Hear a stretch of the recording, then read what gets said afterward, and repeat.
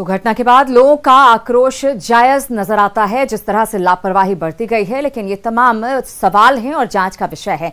बहरहाल पटना में JCB machine की मदद से सोन नदी के किनारे शराब की कई अवैध भट्टियां ध्वस्त कर दी गई। इसके साथ ही शराब माफिया के मंसूबे भी नेस्त नाबूद हो गए।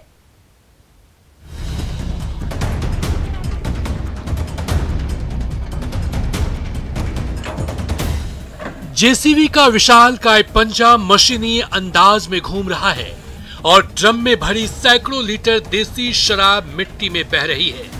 ये देखिए कैसे जेसीबी मशीन की सूंड शराब की ढेर को नस्ते नाबूद करने पर तुली हुई है। चाहे शातिर शराब तस्कर जमीन के कई मीटर अंदर क्यों ना शराब छिपा ले, जेसीबी का टनों भारी पंजा शराब की खेप को पाताल से भी ढूंढ निकालकर मटियामेट करने के लिए काफी है।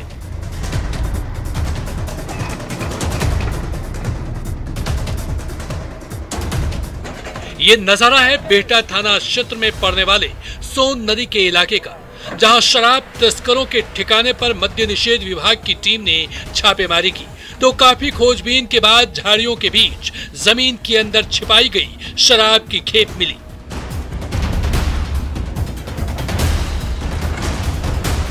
जिसे नष्ट करने के लिए उत्पाद महकमे ने जब जेसीबी मशीन की मदद ली तो देखिए कैसे ये तेज तर्रार मशीन शराब तस्करों के मंसूबे मिट्टी में मिलाने में जुट गई।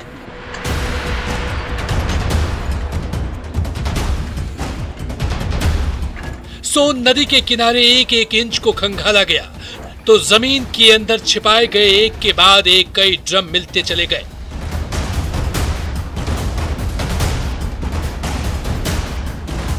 जिसे जेसीबी के फौलादी पंजे की मदद से जमीन में बहा दिया गया।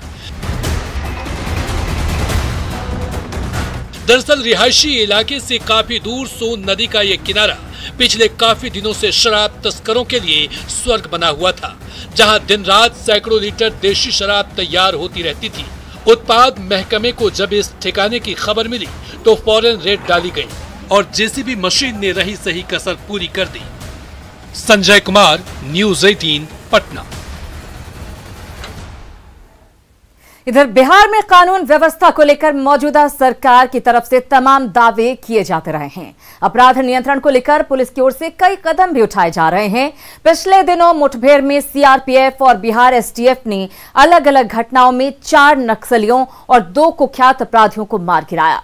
ऐसे में सियासी गलियारे में अब सवाल खड़े हो रहे हैं कि क्या अपराधियों के दुस्साहस का जवाब मुठभेड़ से देकर प्रदेश की कानून व्यवस्था को बेहतर किया जा सकता है। बिहार में एनकाउंटर से क्राइम कंट्रोल,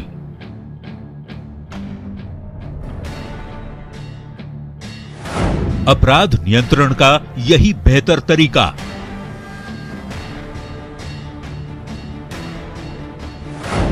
आतंक पर नेताओं की सियासी मुठभेड़।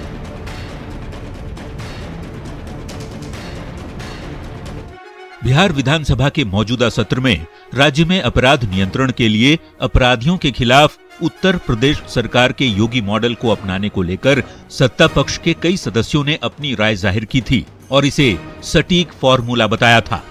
अब इसे संयोग कहें या कुछ और, चालू सत्र में ही पहले गया में सीआरपीएफ के साथ मुठभेड़ में 4 नक्सली मार गिराए गए।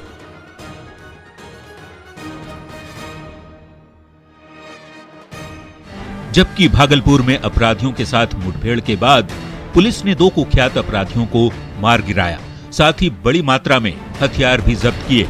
लेकिन इस मामले को लेकर अब राजनीतिक स्तर पर बहस छिड़ गई है। सत्ता पक्ष के नेता जहां इसे जायज ठहरा रहे हैं तो विपक्षी पार्टियों के नेता मुठभेड़ को सही नहीं मानते। देखिए, होना चाहिए, क्योंकि कोई भी कानून बनेगा अगर उसका प्रयोग कठोरता से नहीं किया जाएगा तो उस कानून का न डर होगा न उस कानून का कोई महत्व होगा। विधि व्यवस्था को लेकर के कानून बने, कानून का खौफ बहुत आवश्यक है।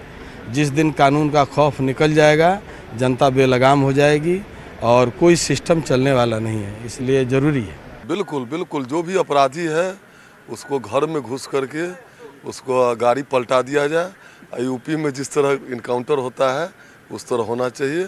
सभ्य समाज में अपराध का कोई जगह नहीं होना चाहिए।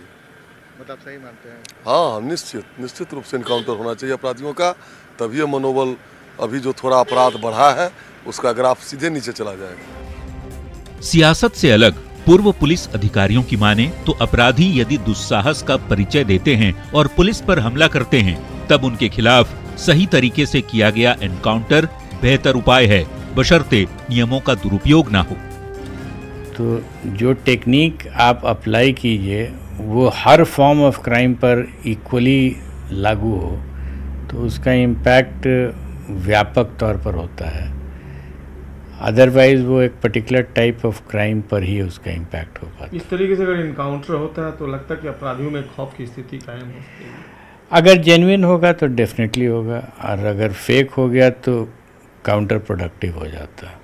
दूरगामी परिणाम तो ये है, एनकाउंटर्स होंगे तो अपराधी अपराध करने में डरेंगे, लेकिन पकड़ करके तो एनकाउंटर नहीं होना चाहिए। जेन्युइन एनकाउंटर हो, अपराधी अगर हॉट चीज़ में पकड़े जाएं और अकस्मात ये हो जाए एनकाउंटर और अपराधियों के साथ अपना सुरक्षा के लिए पुलिसकर्मी हथियार चला करके उनके मारें तो ये अच्छी बात है, इससे अपराध में जरूर कमी आएगी। वैसे बिहार में लंबे अरसे बाद मुठभेड़ की 2 बड़ी घटनाओं से अपराध नियंत्रण की दिशा में किस हद तक मदद मिलेगी ये बता पाना फिलहाल मुश्किल है, लेकिन एनकाउंटर और पुलिस की कामयाबी से अपराधियों की कमर टूटेगी इस बात से इनकार भी नहीं किया जा सकता। न्यूज़ 18 के लिए पटना से संजय कुमार की रिपोर्ट।